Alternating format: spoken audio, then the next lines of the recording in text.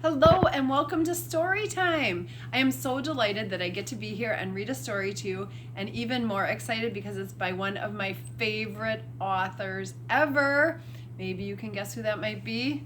You're right, it's Lisa Gammon Olson. And if you don't know who that is, it's our Mrs. Olson from school, the one who always does the story time. So how cool is that I get to read one of her books to you?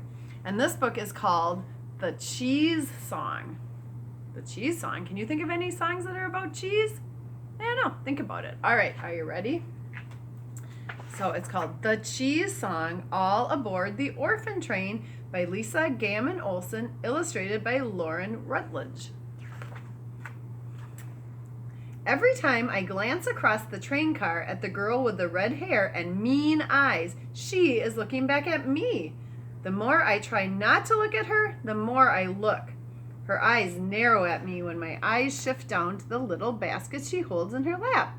She's so loud at times, nobody will even sit next to her. She's sure a sour one, huh, Libby? Says my little brother Henry, nodding in her direction. The girl glares at us. I feel my cheeks getting hot. Let's look out the window, Henry, I say to distract him. Look, Libby, he says, pointing out of the open window. More cows! I manage a smile and watch a younger girl prod 3 brown cows through a pasture of dandelions. If I close my eyes, I can imagine it's me tending the cattle. I can picture a white farmhouse in the distance with the tall, straight figures of our new adoptive parents at the barn, waiting to see me in the pasture. Our chaperone, Sister Agnes, clears her throat from the front of the swaying train car, interrupting my thoughts. Children, she says, I know it's been a long journey, but you mustn't worry. The Children's Aid Society has had great successes finding parents for orphans like yourselves these past years. We will find each of you a good home.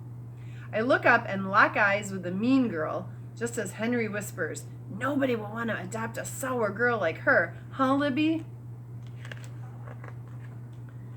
When the train stops to take on wood, we all step off to stretch our legs. The mean girl quickly darts away from the train. She glares at me one final time before disappearing into the tall grass. Henry is quite distracted by a big brown toad, so I quietly follow her. I find her hunched over her tattered basket and whispering softly to it. My dress rustles in the grass and she whips her head around, her eyes big and shiny. It's a kitten, I whisper. You have a kitten in your basket. I drop down next to her. At first, she only scowls at me. His name is Bonesy, she finally says after heaving a long sigh. She tumbles a spitting black ball of fur onto the grass.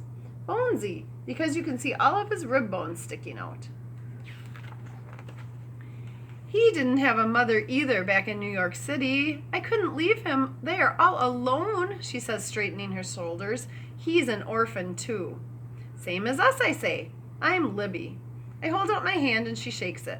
My name is Josie, she says. Please don't tell Sister Agnes about Bonesy. They'll toss him off. This is an orphan train, isn't it? I reply, holding my head up. An orphaned kitten has just as much right to be on this train as the rest of us. I'm going to find Bonesy a good home on a farm so he can drink fresh milk and catch rats every day, Josie says, hoisting Bonesy up in front of her. He blinks his round eyes in the bright sunlight. Bonesy hisses at a dragonfly. Shh, Bonesy. I scratch the kitten's chin. I got half a jelly sandwich in my pocket he can have. I pull out a crumpled handkerchief from my apron pocket. Josie takes it. Here, Bonesy, eat this now and be quiet. She stuffs the flattened bread and jelly into the basket. Bonesy crawls back inside, and we can hear him purr and make little smacking noises. Before too long, he loses interest in the sandwich, and he curls into a little ball and falls asleep. Well, at least he's quiet for now, I say, standing up and stretching. Don't know how we can keep him quiet for very long, though. I've been hiding him, Josie says with a grin. When he starts making noises, I get louder. Suddenly, her strange behavior on the train makes a lot of sense. Now, when I watch Josie on the train, I get a tiny nod of her head. She really got a cat in that basket? Henry whispers to me later. Yes, I say, but remember, it's a secret. We want Bonesy to find a new home, too.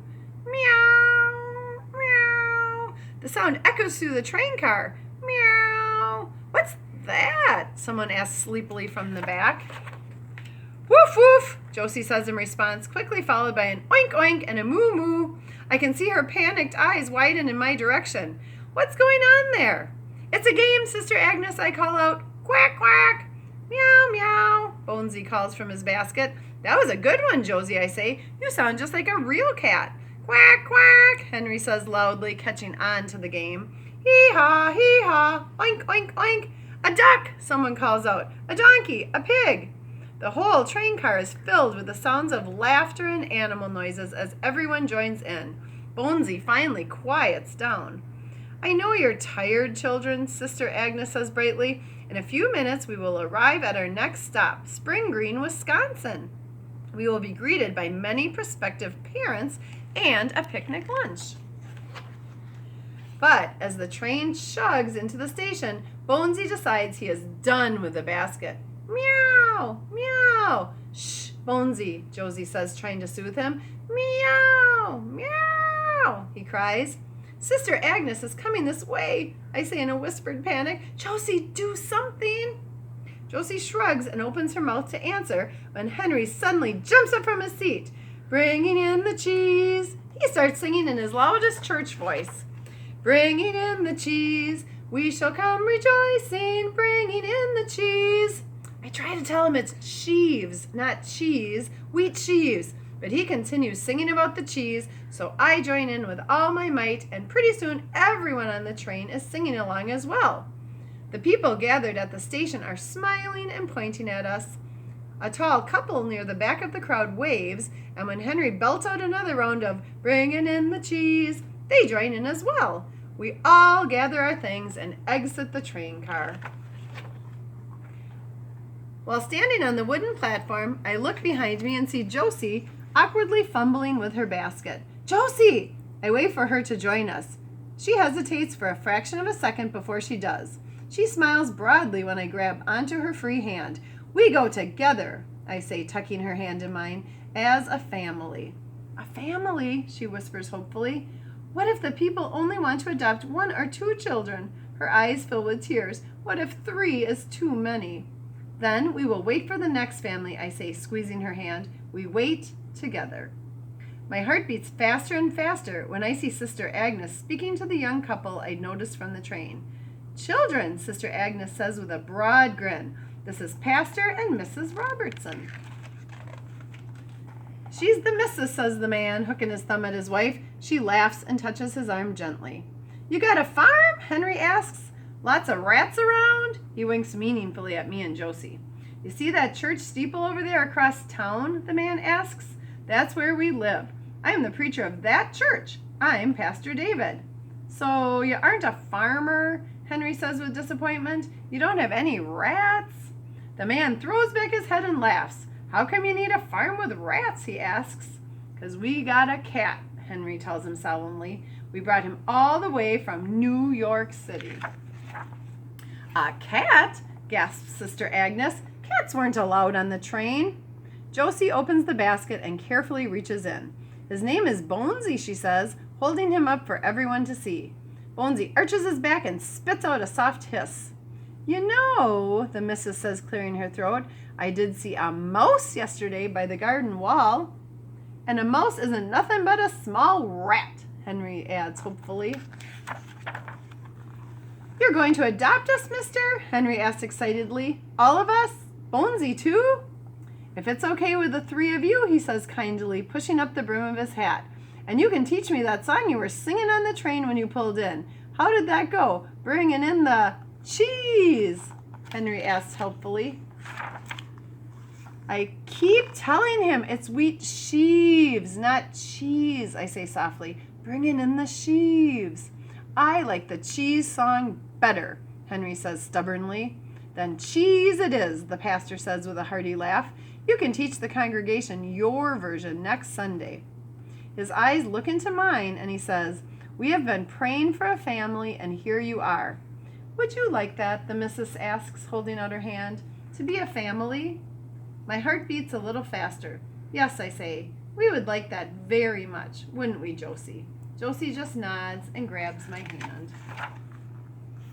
So isn't that such a nice book, my Mrs. Olson? And if you actually ever buy her book, in the end, there's a little information about the real orphan trains because it was really a thing. So it's really interesting. All of Mrs. Olson's books are so cool because they really have to do with real history. So thanks, Mrs. Olson, for letting me read your awesome book. Bye.